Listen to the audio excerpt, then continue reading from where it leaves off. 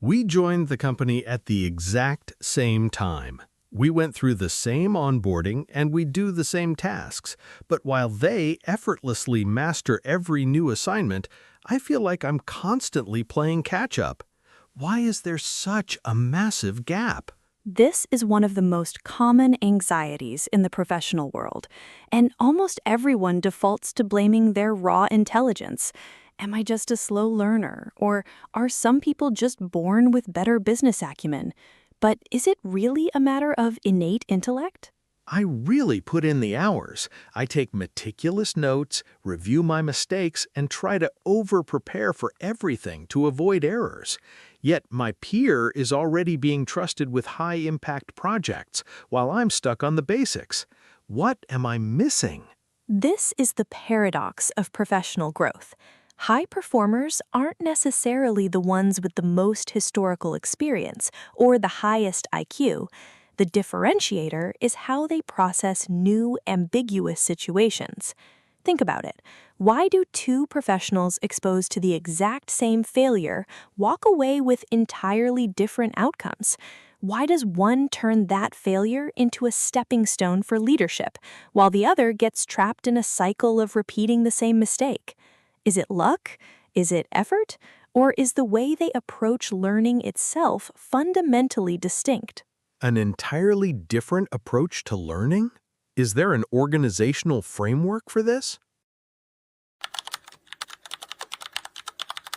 Learning agility is not about your accumulated expertise or what you already know. It is the exact measure of what you do when you don't know what to do.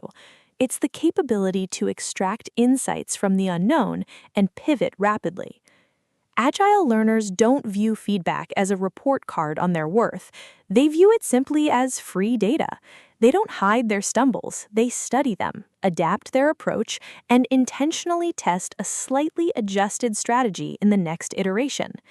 This is where many professionals stall. Doing a job for 10 years doesn't mean you have 10 years of growth. It might just mean you have 1 year of experience repeated 10 times. Growth only triggers when experience is analyzed, synthesized, and translated into action. So it's not about how long I work, but how I process what happens during those hours. Let's translate how this shows up in daily workflows. When a grueling project finishes, one professional sighs and says, "Glad that's over," and closes the laptop. They log the hours, but drop the data. Another pauses and asks, "What did this teach me about our dependencies?